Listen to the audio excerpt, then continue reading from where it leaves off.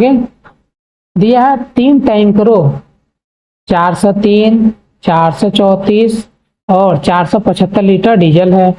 उस बर्तन की अधिकतम धारिता याद कीजिए जो इन टैंकरों के डीजल को पूरा पूरा नाप सके।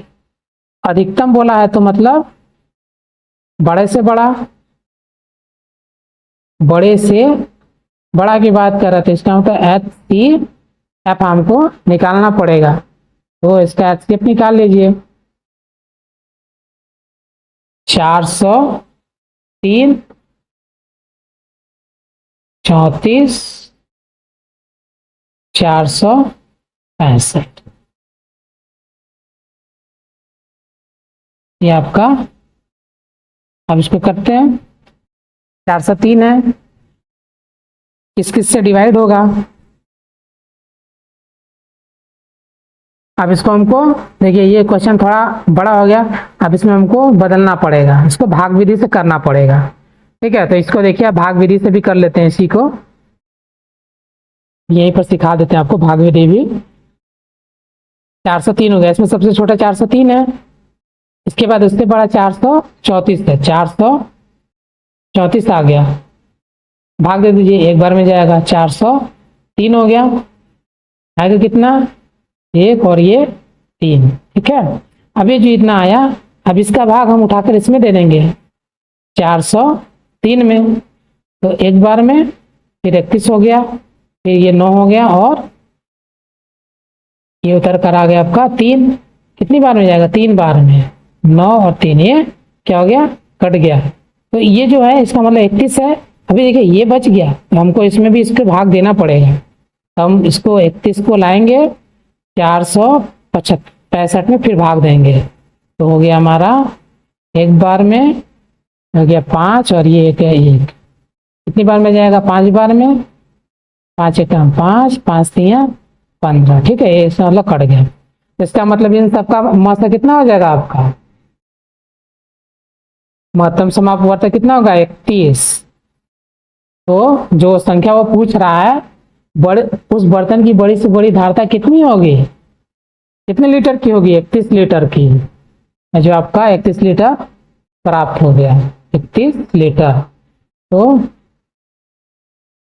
बर्तन की धारिता 31 लीटर। ठीक है, ये डिटेल में हम आपको, ये जो जैसे हम भाग विधि से निकाल रहे हैं, डिटेल में हम आपको एक अलग वीडियो में समझा देंगे। अगला क्वेश्चन देखिए, वह सबसे छोटी संख्या ज्ञात कीजिए जिसे 6, 15 और 18 से भाग देने प्रत्येक दिशा में 5 शेष बचे। वह सबसे छोटी संख्या ज्ञात करना है, सबसे छोटी संख्या ज्ञात करना है, एलसीएम निकालना पड़ेगा, जिसे 6, 15 और 18 से भाग देने पर प्रत्येक दिशा में 5 शेष बचे। तो क्या करें, सबसे पहले एलसीएम निकाल लें, इसको सॉल्व करिए। सबसे पहले क्या करें, एलसीएम निकाल लें, 6, 15 और 18 का, 6 का 2 गुणे 3, 15, 3 गुणे 5, 18, 3 गुणे 2, 6 हो गया, गुणे 3, एलसीएम कितना हो जाएगा,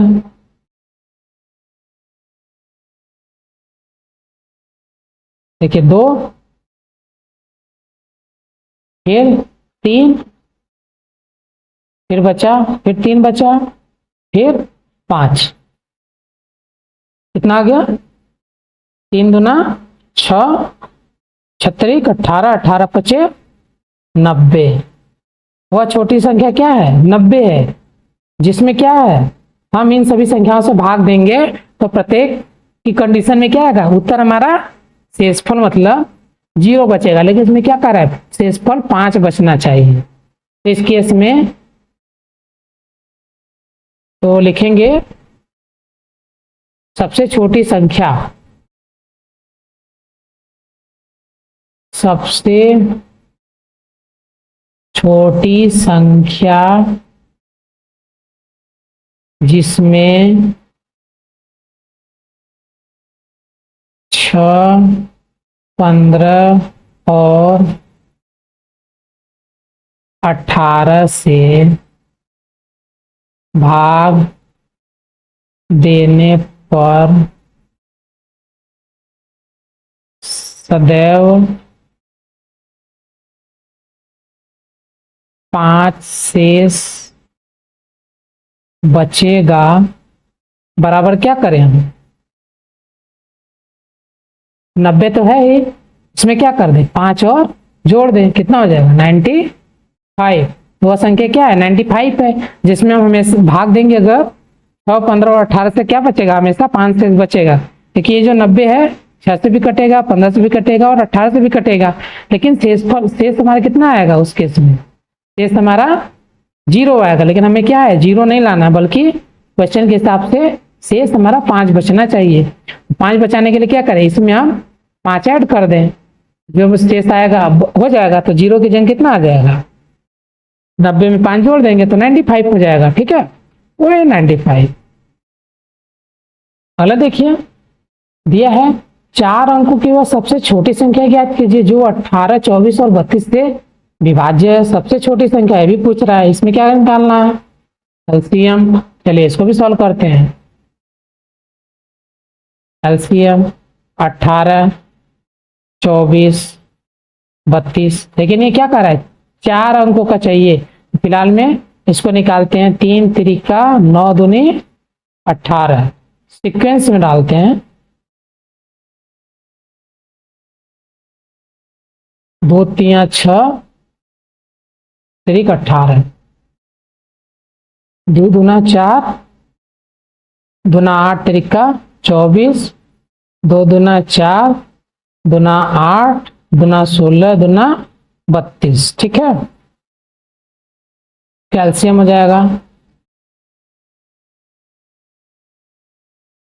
कॉमन, एक बार ये कॉमन है, इधर ये कॉमन, जो जो कॉमन मिलेगा वो लिखेंगे, जो नहीं मिलेगा उसको भी लिख देंगे।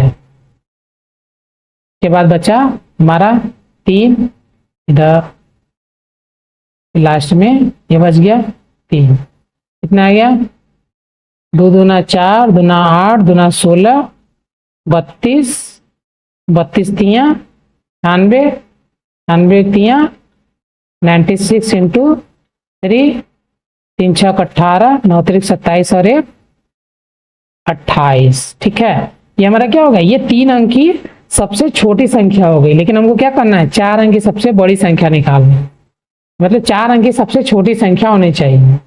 4 अंक की सबसे छोटी संख्या के लिए क्या करेंगे, देखिए 4 अंकों की सबसे छोटी संख्या, इसका हम क्या करते हैं टेबल पढ़ते हैं, फिर दो बार में करेंगे तो 8 दूना 16, 8 दूना 16 17, 2 दूना 4 और 1 5। तीसरी बार करते हैं 8 3 का 24, 8 3 का 24 2 26, फिर 3 दूना 6 2 8, फिर 4 बार करते हैं 4 8 है 32 के 2, 4 8 है 32 3 35, फिर 4 दूना 8 3 11। ठीक है, तो देखिए यहाँ तक क्या 3 अंकों का, यहाँ 4 अंकों का, इसका मतलब हमारा उत्तर क्या हो गया 1152, ये हमारा आंसर हो गया। आगे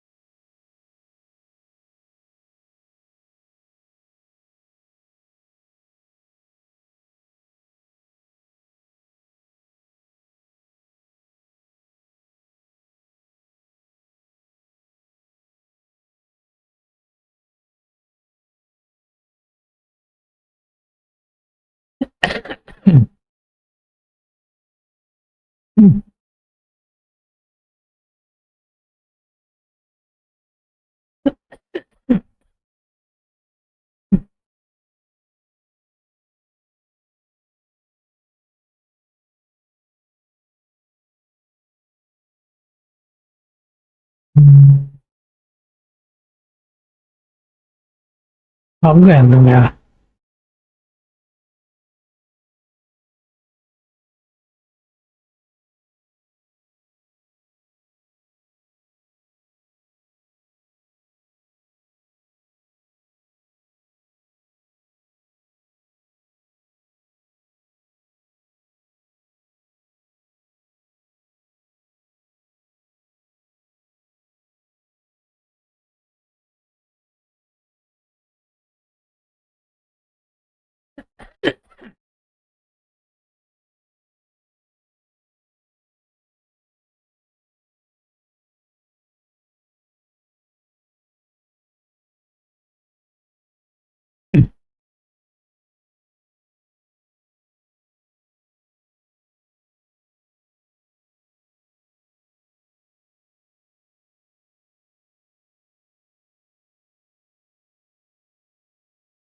अगला क्वेश्चन देखते हैं।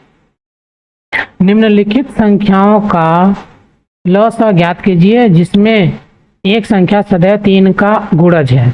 ठीक, एक संख्या सदैव 3 का गुणज है। तो लसाअ निकालते हैं, पहले का सॉल्व करते हैं। पहला 9 और 4, 3 गुणा 3, 2 गुणे 2, इसका लसाअ कितना आ जाएगा? एलसीएम, इसमें कोई है नहीं, कॉमन तो मिल नहीं रहा, सबको एक साथ लिख देते हैं। 2 गुणे 2, फिर 3 गुणे 3, हमारा 2 दूना 4, 4 तिया 12, 12 तिया 36। इसमें क्या है देखिए, तो ये हमारा 12 गुणे 3 लिख सकते हैं। इसका मतलब इसमें क्या है, ये 3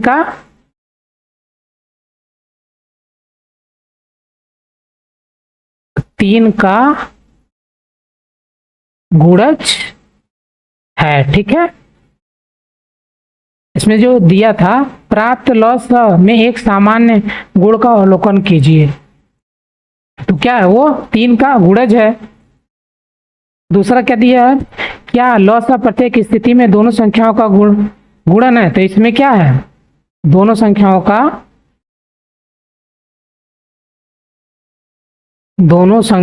का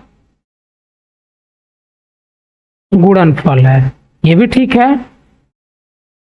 क्या हम यह निष्कर्ष निकाल सकते हैं कि दो संख्याओं का लसाअ सदैव 3 का गुणज, दो संख्याओं का लसाअ सदैव 3 का गुणज होगा?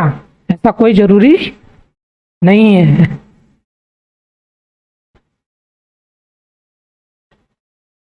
नहीं, ऐसा कोई आवश्यक नहीं है, आवश्यक नहीं है। इस केस में तो है, लेकिन सब में ऐसा हो ये जरूरी नहीं है। दूसरा देखिए,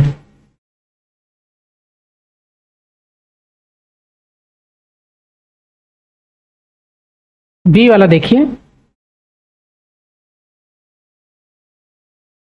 12 और 15, 12 और 5 है, सॉरी, तो 2 गुणे 2 गुणे 3 हो गया 12, 1 गुणे 5, एलसीएम 2 गुणे 2 गुणे 3 गुणे 5, कितना हो गया? 12 पंजे 60। तो क्या है, ये 3 का गुणज है, 3 का गुणज, और संख्या का हमेशा क्या है, मल्टीपल भी है। दोनों का गुणनफल है, दोनों का गुणनफल है। ठीक है, और तीसरा दिया है, क्या हम निष्कर्ष निकाल सकते हैं दोनों संख्याओं का लसाअ सदैव 3 है। तो ये निष्कर्ष हमको ये चारों क्वेश्चन जब कर लेंगे उस कंडीशन में देखेंगे। ठीक है, इसको भी उसी कंडीशन में देखेंगे, मतलब इंडिविजुअली अगर देखेंगे तो इसमें तो सही सही आ रहा है, लेकिन ऐसा कोई जरूरी नहीं होता है। अगला देखिए, सी दिया है 6 और 5, 6 5, 2 गुणे 3, 1 गुणे 5, एलसीएम हो जाएगा आपका 2 गुणे 3 गुणे 5 कितना हो गया? 3 दूना 6, 6 5 30। क्या है ये भी 3 का गुणज और दोनों संख्याओं का गुणनफल भी है। ठीक है, तीसरा कंडीशन कंपेयर के बाद। लास्ट वाला देखिए डी 15 और 4, 15 और 4, ये 3 गुणे 5, 2 गुणे 2, इसका एलसीएम कितना हो गया? 2 गुणे 2 गुणे 3 गुणे 5 कितना हो गया हमारा? 2 दूना 4, 3 12 पंजे 60। ये भी क्या है हमारा? 3 का गुणज हो गया, 3 का गुणज, दोनों संख्याओं का गुणनफल है। ठीक है, दोनों संख्याओं का गुणनफल है। और तीसरा कंडीशन अब देखिए कंपेयर करते हैं।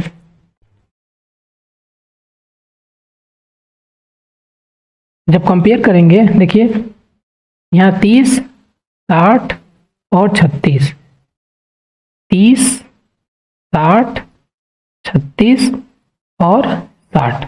ठीक है, तो क्या कर रहा है? तो बड़ा कर देते हैं अभी।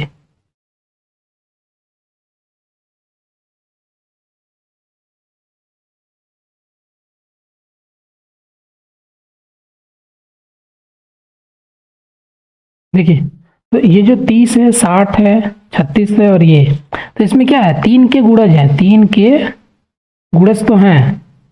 ठीक, लेकिन ये जो क्या है और अलग अलग संख्याएं, जो जो संख्या दी हुई है उन सबका मल्टीपल भी है एक दूसरे में। लेकिन बोल रहा है लास्ट में, क्या हम यह निष्कर्ष निकाल सकते हैं कि दो संख्याओं का लॉग सदैव 3 का गुणज हो सकता है? तो ये नहीं हो सकता। क्यों? जैसे हम कोई संख्या लेते हैं 5 और कोई संख्या ले लेते हैं 4, अब इसका निकालते हैं, 1 गुणे 5 हो जाएगा, 2 गुणे 2 हो जाएगा, ये इसका कितना आ जाएगा एलसीएम? 2 गुणे 2 गुणे 5 हो गया, इसका 20 हो गया। ये जो क्या है, ये 3 का मल्टीपल तो है नहीं, क्या हो गया? 3 का गुणज तो हो नहीं सकता ना ये, तो ऐसे केस में ये गलत है। ठीक है, तो हर केस में 3 का गुणज नहीं हो सकता, तो इसको लिख देंगे। इससे इन संख्याओं से निष्कर्ष नहीं निकाला जा सकता कि हर कंडीशन में जो दो संख्याओं का लॉस आ रहा है वो सदैव 3 का गुणज होगा। ठीक है, अगला क्वेश्चन, निम्नलिखित संख्याओं का लॉस ज्ञात कीजिए जिनमें एक संख्या दूसरी संख्या का एक गुणनखंड है। निम्नलिखित संख्याओं का लॉस ज्ञात कीजिए जिनमें एक संख्या दूसरी संख्या का एक गुणनखंड है। प्राप्त परिणामों में आप क्या देखते हैं? देखिए ये दिया है,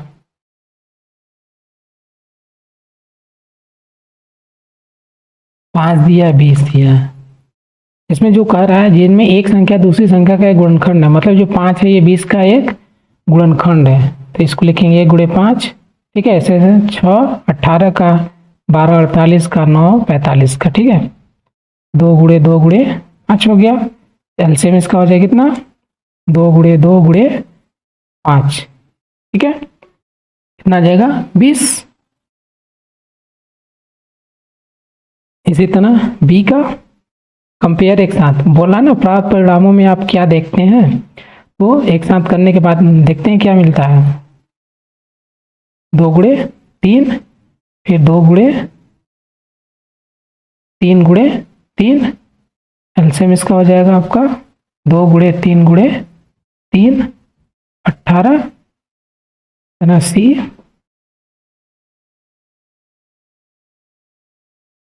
12 48, 2 गुणे 2 गुणे 3, 2 दूनी 4 3 12, 2 गुणे 2 गुणे 3, 12 चौक 48। ठीक है, हो जाएगा एलसीएम 2 गुणे 2 4, दूना 8, दूना 16, 3 48। ठीक है, 48 8, इतना डी का देखिए लास्ट हो गया आपका 9, 45, 3 गुणे 3, ये 3 तिरिका 9 बचे 45, कैल्शियम हो गया आपका 3 गुणे 3 गुणे 5 ना 45।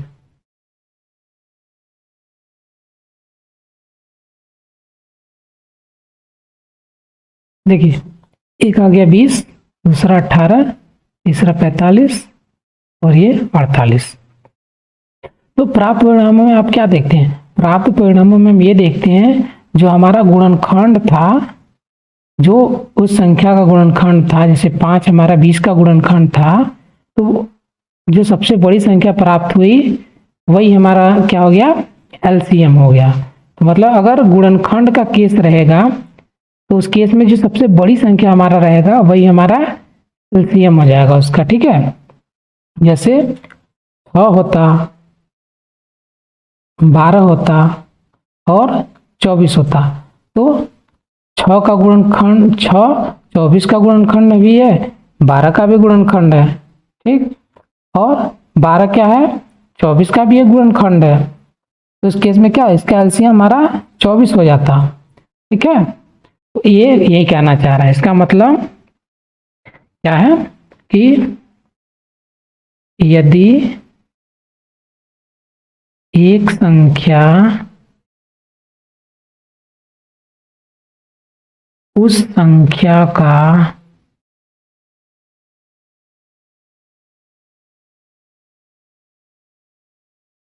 गुणनखंड है तो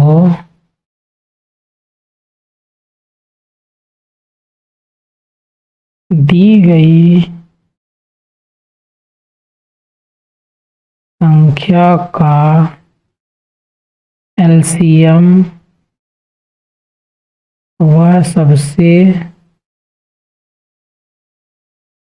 बड़ी संख्या होगी, ठीक है। वह सबसे बड़ी संख्या ही होगी जो उसका गुणनखंड है। चलिए अगला, ठीक है। यहाँ पे आपका चैप्टर होता है समाप्त, ठीक है। चलिए अब आगे देखते हैं चर्चा में, ये तो आपको शॉर्ट्स में ही बताएंगे क्या है।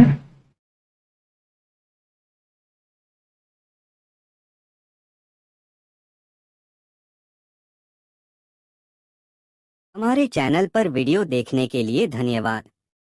ऐसे ही और वीडियो देखने के लिए प्लीज हमारे चैनल को लाइक, सब्सक्राइब करें और बेल आइकन को प्रेस करें, जिससे हमारी हर वीडियो की नोटिफिकेशन आप तक पहुंचे। वीडियो को अपने दोस्तों को भी शेयर करें। धन्यवाद।